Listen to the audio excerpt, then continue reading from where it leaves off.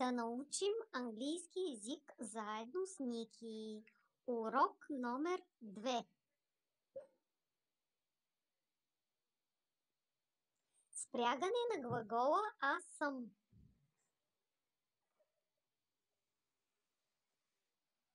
Аз съм. I am. Ти си. You are.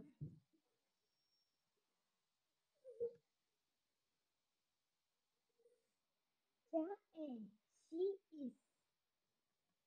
is. Той е. He is. То е. It is.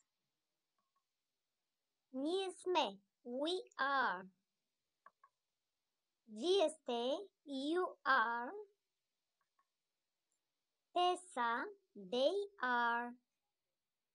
Спрежението на глагола може да бъде и във въпросителна форма.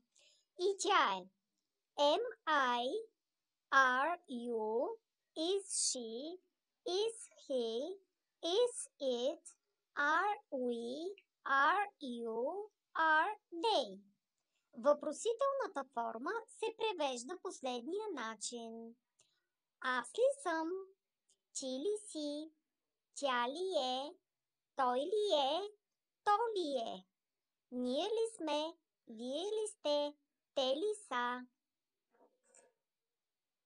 Това беше втори урок. Абонирайте се за канала и оставете лайк на видеото. До скоро!